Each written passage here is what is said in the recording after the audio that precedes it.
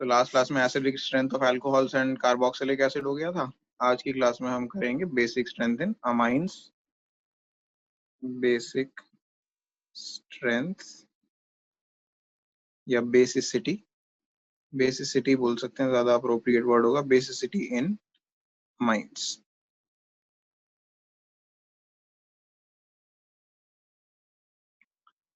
ठीक है, तो अमाइंस की बेसिसिटी, अमाइंस जो है वो लुईस बेस की तरह एक्ट करते हैं। अमाइंस क्या होते हैं? RNH2। ठीक है, ये प्राइमरी अमाइन है। बेसिकली अमाइन बनते किससे हैं? अमाइंस बनते हैं अमोनिया से। अमोनिया सबसे सिंपल मॉलिक्यूल है, इसके ऊपर एक लोन पेयर होता है। ठीक है, it is a Lewis base, its basic character is due to the lone pair. ये जो लोन पेयर है इसकी वजह से बेसिक कैरेक्टर होता है। इस NH3 में से अगर आप एक H रिमूव कर दोगे, NH2 बना दोगे, तो ये बन जाएगा प्राइमरी अमाइन। अगर आप इसमें से 2 H रिमूव कर दोगे और उसकी जगह 2 अल्काइल ग्रुप लगा दोगे तो सेकेंडरी अमाइन। और अगर तीनों H रिमूव कर दोगे और 3 अल्काइल ग्रुप लगा दोगे उसकी जगह, तो बन जाएगा टर्शरी अमाइन। ठीक है, तो amines are basic in nature, yeah, amines are Lewis bases, Lewis bases due to the lone pair of electron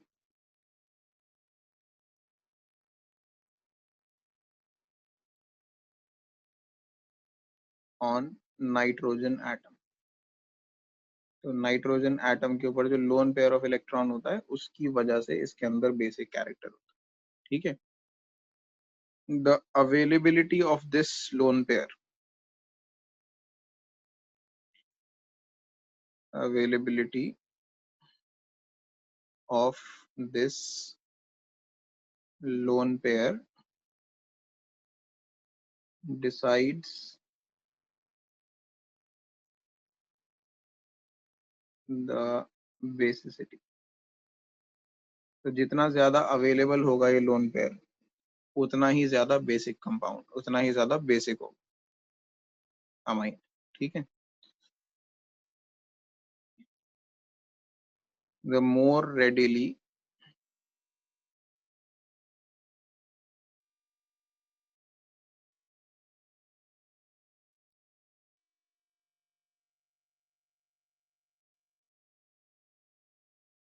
available lone pair, या सिर्फ सॉरी ऐसे लिखते हैं इसे, इंक्रीज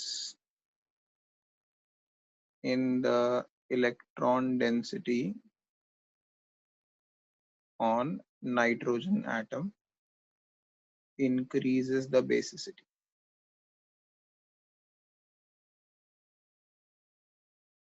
ठीक है, therefore presence of electron donating alkyl groups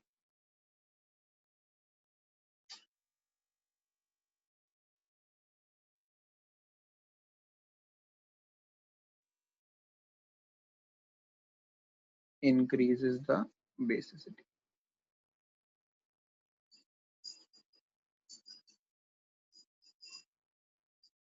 in gaseous state, तो अगर सिर्फ गैशियस स्टेट की बात हो रही है तो basicity electron donating alkyl groups की वजह से बढ़ेगी। यानी कि ये जो ऑर्डर था,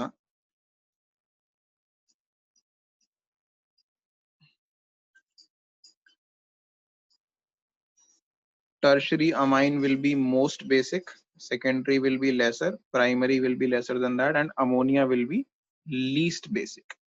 ठीक है, lone pair of electron her nitrogen atom पे। क्यों? क्योंकि अल्काइल ग्रुप जो है वो इलेक्ट्रॉन डोनेट करते हैं और इनके इलेक्ट्रॉन डोनेट करने की वजह से नाइट्रोजन पे इलेक्ट्रॉन डेंसिटी बढ़ जाती है और इलेक्ट्रॉन डेंसिटी बढ़ने की वजह से amine more and more basic होता जाता है। ठीक है, लेकिन ये किस में होता है? सिर्फ और सिर्फ गैशियस स्टेट के अंदर, इन गैशियस स्टेट। तो गैशियस स्टेट के अंदर सिर्फ अल्काइल ग्रुप्स के ऊपर डिपेंड करता है कि बेसिसिटी क्या होगी। ठीक है, तो primary amine, secondary amine, tertiary amine सबसे ज्यादा बेसिक हो, और अमोनिया जो है वो लीस्ट बेसिक होगा।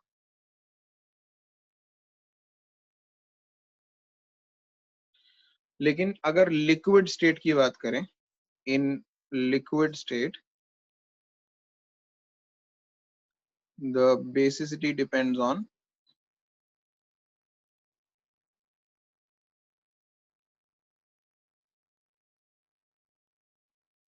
subtle interplay of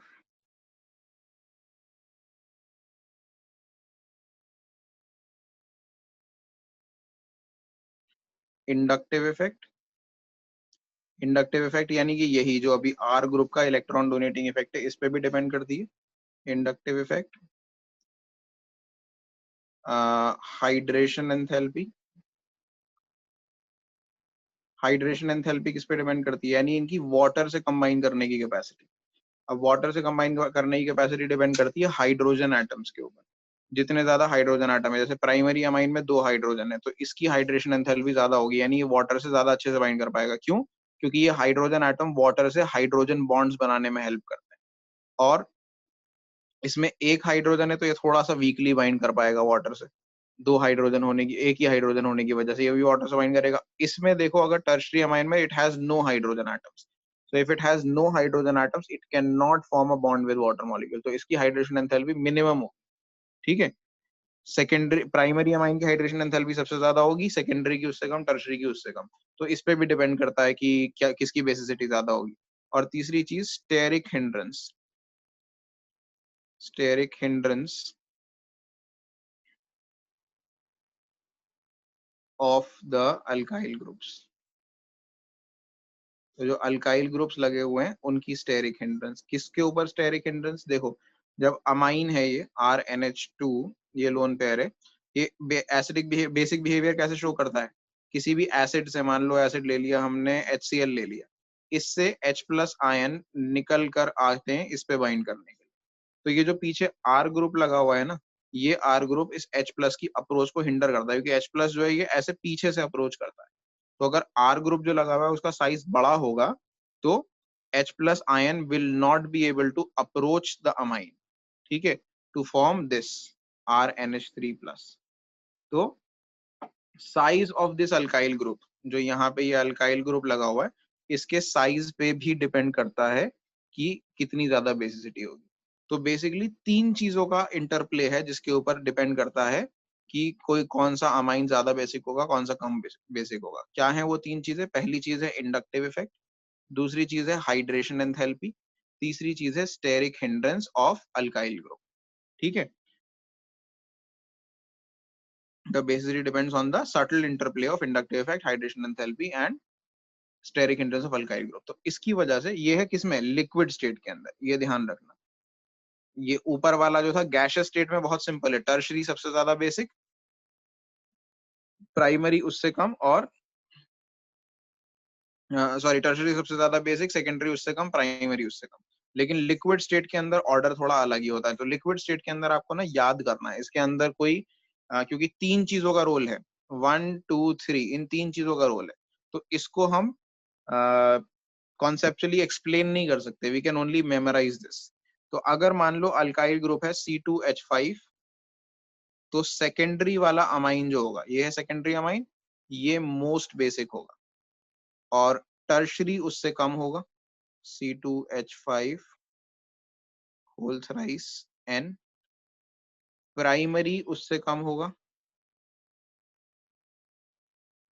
C2H5NH2, और अमोनिया सबसे कम होगा।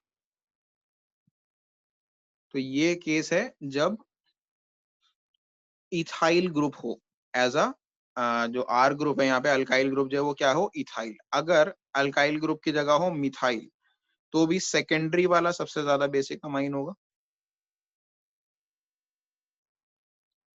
उसके बाद टर्शरी नहीं आएगा, उसके बाद आ जाएगा प्राइमरी। अगर मिथाइल हुआ तो प्राइमरी जो आएगा इसके बाद CH3NH2, ठीक है, और टर्शरी इसके बाद आएगा CH3 होल थ्राइस NHN, और अमोनिया लीस्ट बेसिक होगा।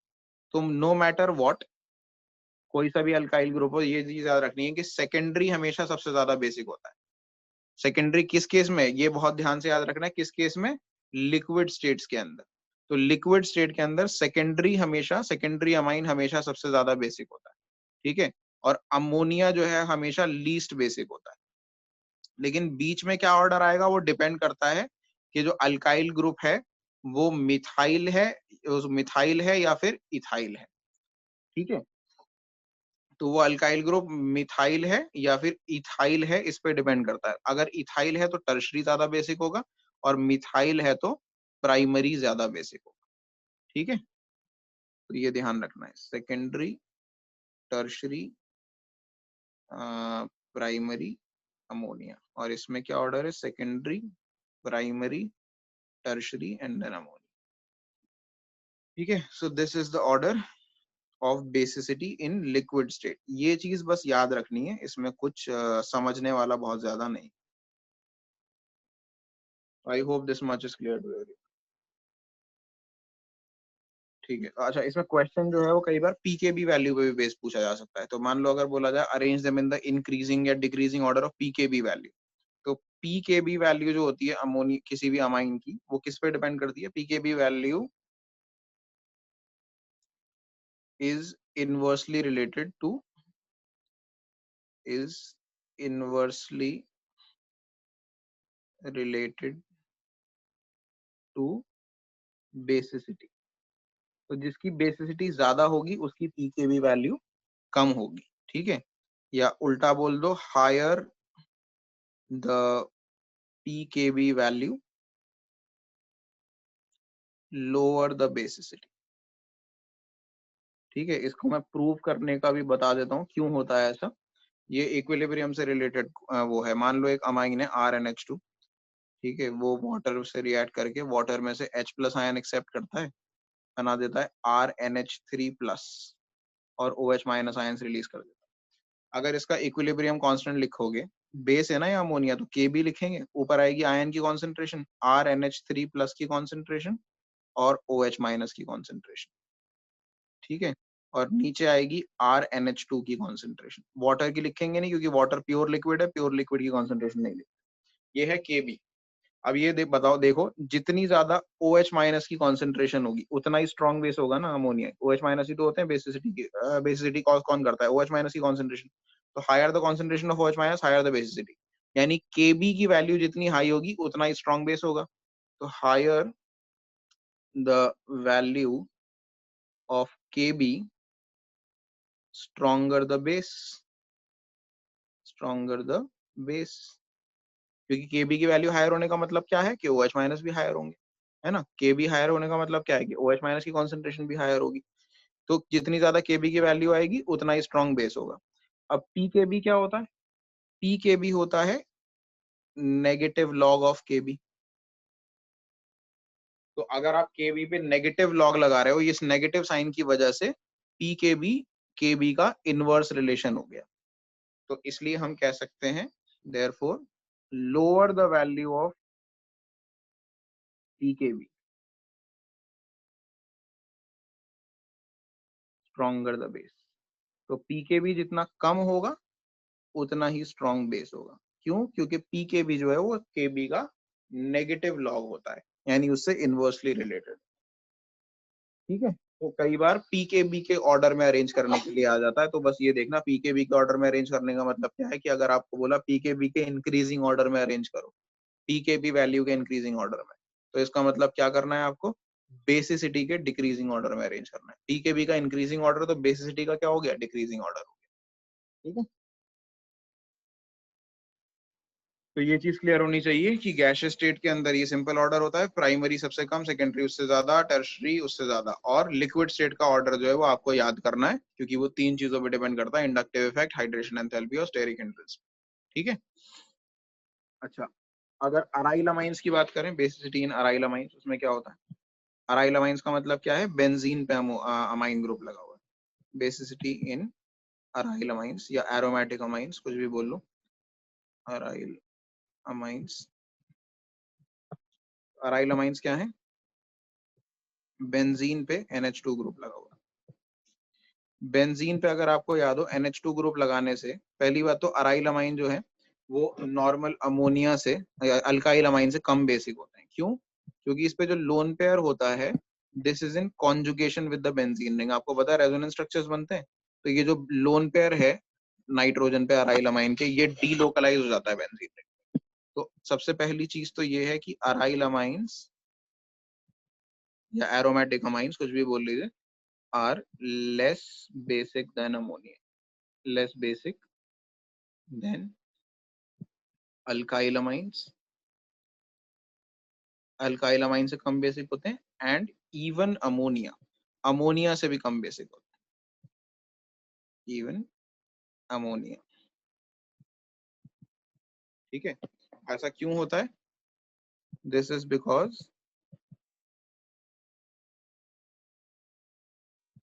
The lone pair of electrons on nitrogen atom are delocalized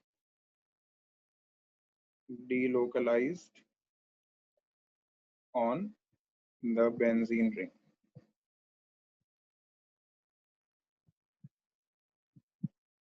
and therefore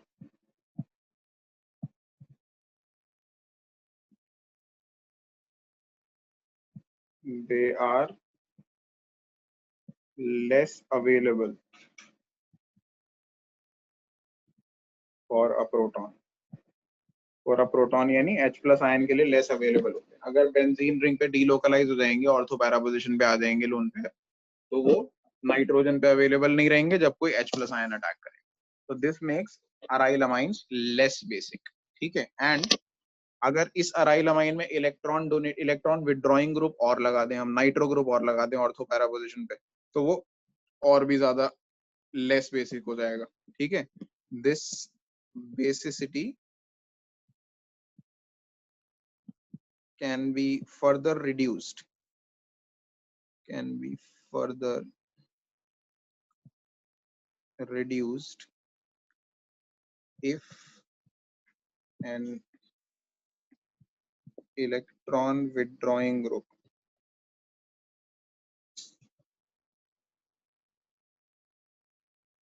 such as NO2, ठीक है, is present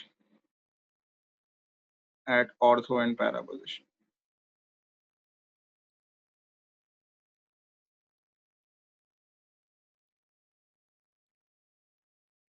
ठीक है, तो ऑर्थो पैरा पोजीशन पे अगर इलेक्ट्रॉन विड्रॉइंग ग्रुप प्रेजेंट है जैसे कि नाइट्रो, तो वो बेसिसिटी को और भी ज्यादा घटा देंगे।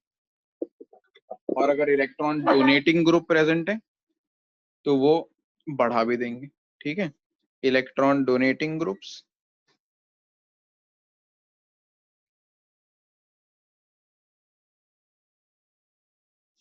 can have the reverse effect, can increase the basicity, increase the basicity।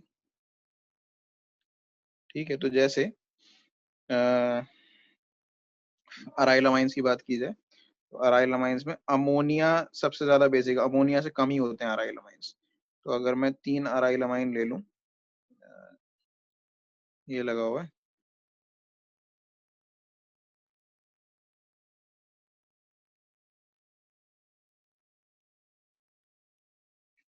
अगर इसके अंदर मैं इलेक्ट्रॉन डोनेटिंग ग्रुप लगा दूं जैसे CH3, तो इलेक्ट्रॉन डोनेट करेगा, ये ऑर्थो या पैरा पोजीशन किसी पे भी लगा सकता हूँ, यहाँ भी लगा सकता हूँ, ऑर्थो पोजीशन पे भी लगा सकता हूँ, दोनों पे एक साथ भी लगा सकता हूँ। फिलहाल मैं सिर्फ पैरा पे लगा के दिखा रहा हूँ। अगर मैं इलेक्ट्रॉन डोनेटिंग ग्रुप लगाता हूँ जैसे CH3, तो बेसिसिटी बढ़ा देता है, अमोनिया से ज्यादा बेसिक हो जाएगा ये। ठीक है, मतलब उससे नॉर्मल अमाइन से ज्यादा बेसिक हो जाएगा।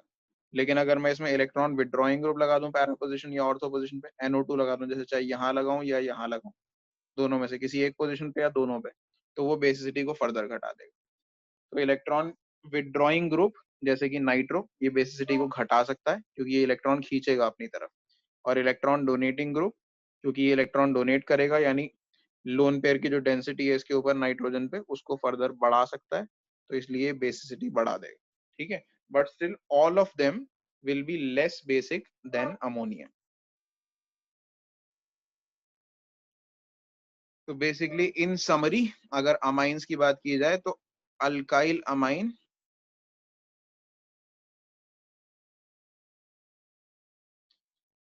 तो बेसिकली समरी में हम ये कह सकते हैं कि अल्काइल अमाइन जो है वो ज्यादा बेसिक होते हैं, अमोनिया उससे कम होते हैं, और जो अराइल अमाइन होते हैं वो अमोनिया से भी कम होते हैं। फिर इनकी जो अपनी फर्दर कैटेगरीज हैं, इसकी अपनी कैटेगरी, इसकी अपनी कैटेगरीज, और इसमें तो लिक्विड स्टेट में अलग है, गैस स्टेट में अलग है। अराइल अमाइन में ऐसा कुछ नहीं है, लिक्विड गैस स्टेट इसके अंदर भी अलग होगा, but that is not the part of your syllabus for now. तो जनरल ट्रेंड ये याद रखना है कि अमोनिया से कम बेसिक होते हैं अराइल अमाइन और ज्यादा बेसिक होते हैं अल्काइल अमाइन। ठीक है, सिंपल रीजन, इसमें आर ग्रुप जो लगे हुए हैं वो इलेक्ट्रॉन डोनेट करते हैं, और इसमें जो बेंजीन लगा हुआ वो इलेक्ट्रॉन खींच लेता है अपनी तरफ। ठीक है, तो इस वजह से ऐसा होता है। कौन मतलब उसकी वजह से खींचता है, रेजोनेंस की वजह से, not just inductive. Inductive effect भी होता है, रेजोनेंस, दोनों की वजह से खींचता है।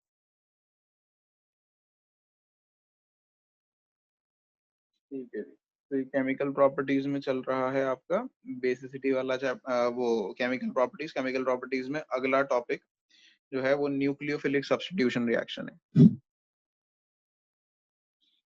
Nucleophilic substitution reactions.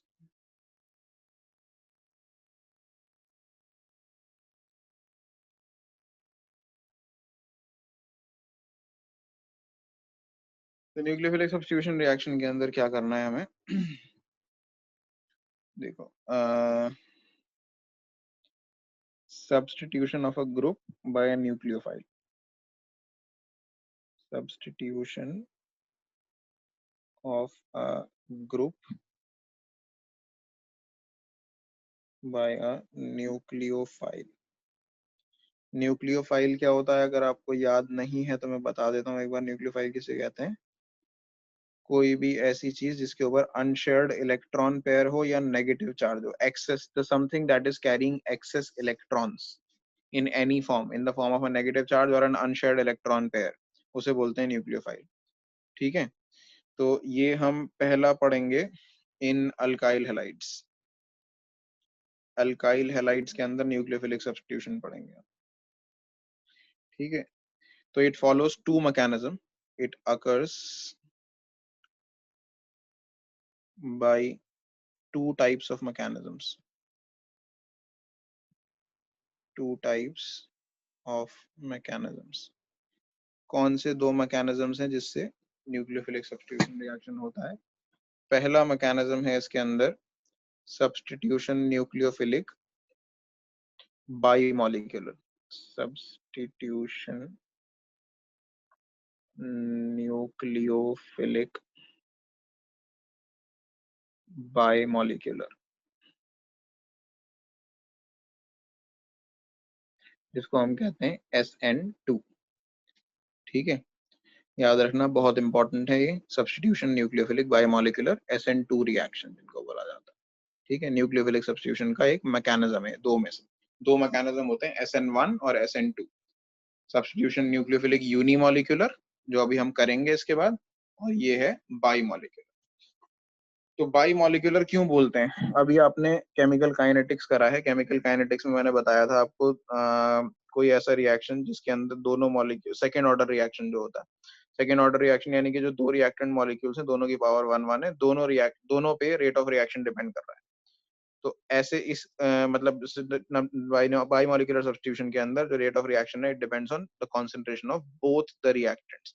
Both the reactants यानी कि जो आपका, मान लो ये है अल्काइल हैलाइड एक CH3X, X की जगह चलो Cl ही ले लेते हैं, और हमारा न्यूक्लियोफाइल जो है वो है OH-। ठीक है, और रिएक्शन ये हो रहा है कि CH3 में से Cl हट गया, उसकी जगह आ रहा है OH, और जो Cl था वो Cl- की फॉर्म में निकल गया। तो अगर मैं इसकी रेट लॉ इक्वेशन लिखूंगा, तो रेट लॉ इक्वेशन में K, जो एक रिएक्टेंट है आपका CH3Cl और दूसरा रिएक्टेंट है OH-, दोनों की पावर 1 1 आएगी, यानी कि सेकेंड ऑर्डर रिएक्शन हो। ठीक है, तो इसीलिए इसे बोल रहे हैं सब्स्टिट्यूशन न्यूक्लियोफिलिक बाई मॉलिक्यूलर, यानी दोनों रिएक्टेंट मॉलिक्यूल्स पे रेट ऑफ रिएक्शन डिपेंड करता है। ठीक है, तो इसमें in this mechanism,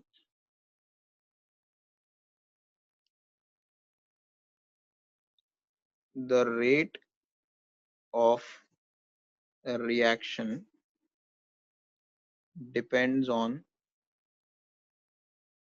the concentration of both the reactants.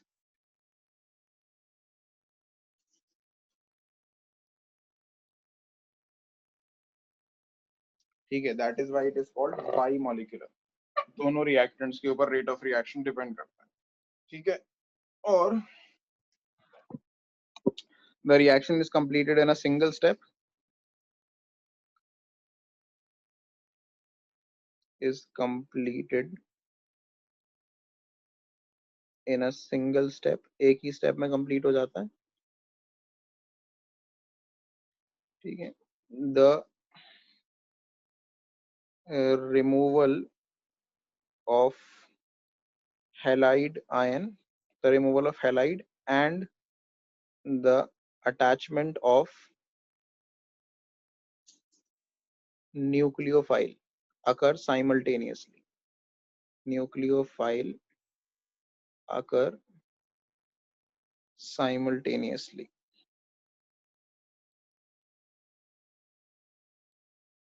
दोनों चीजें एक साथ होती हैं. अब ये क्या मतलब है इस चीज का, मैं रिएक्शन में समझाता हूं आपको.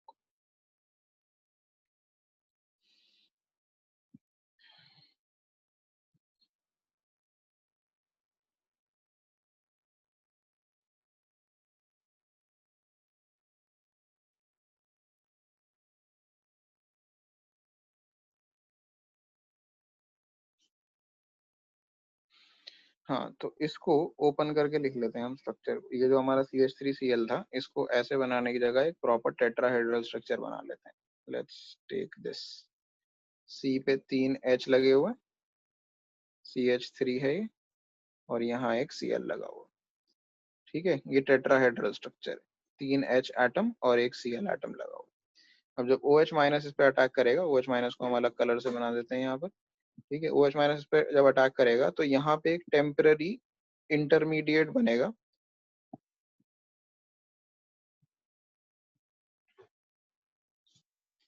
टेम्पररी इंटरमीडिएट बनेगा जिसके अंदर हम ये देखेंगे कि C सेंटर वाला है, जो इसके 3 बॉन्ड्स हैं ये ऐसे वर्टिकल पोजीशन में आ जाएंगे. ये तीनों लेफ्ट की तरफ झुके हुए थे, अब ये वर्टिकल पोजीशन में आ जाएंगे.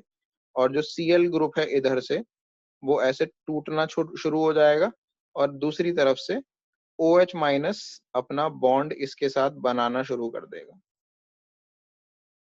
तो OH माइनस जो है वो ऐसे पीछे से अटैक करता है, इस तरफ से मॉलिक्यूल पे पीछे से अटैक करता है, इस तरफ से, यहाँ से.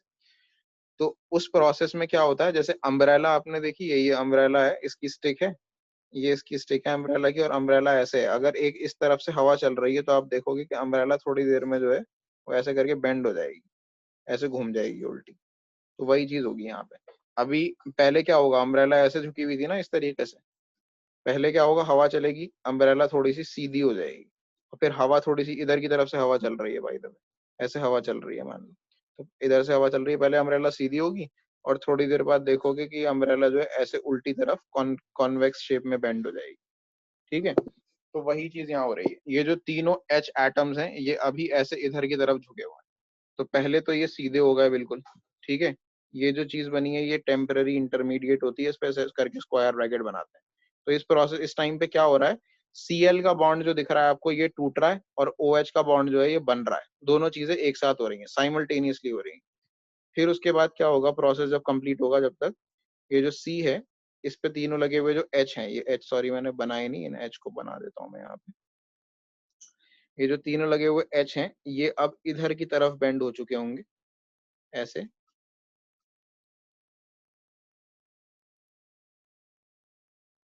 तीनों हाइड्रोजन एटम इधर की तरफ बेंड हो चुके होंगे, लेफ्ट की तरफ से राइट की तरफ हो चुके हैं ये बेंड. और जो OH का बॉन्ड था वो फॉर्म हो चुका है पूरी तरीके से, अब वो डॉटेड लाइन नहीं सॉलिड लाइन बनेगी, और Cl माइनस जो था वो अलग निकल जाएगा. ठीक है, this is how this reaction proceeds.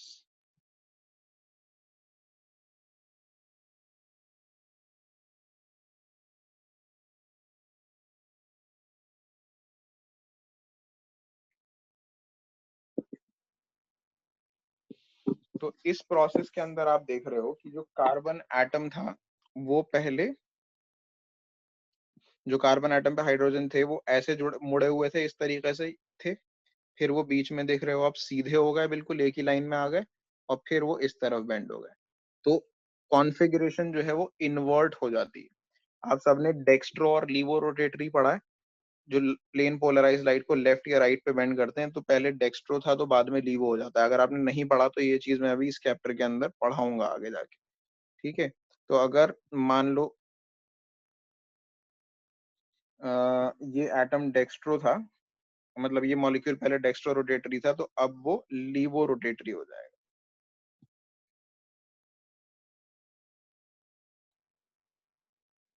तो इसमें हम ये लिखेंगे कि while this process occurs, while this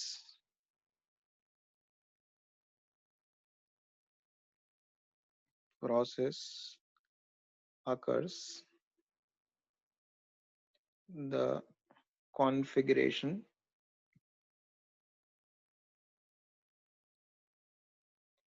of carbon atom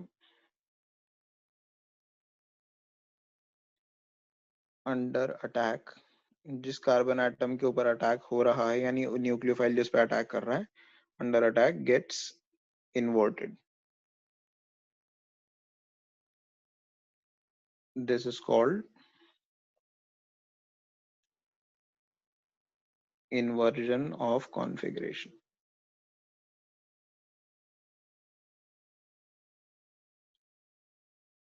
ठीक है, इन्वर्जन ऑफ कॉन्फ़िगरेशन कहते हैं इस चीज को। अच्छा, मैं इसमें एक चीज और आपको समझा देता हूँ।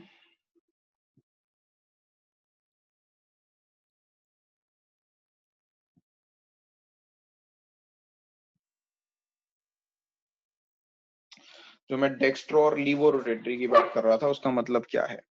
डेक्स्ट्रो और लीवो रोटेटरी का मतलब होता है बेसिकली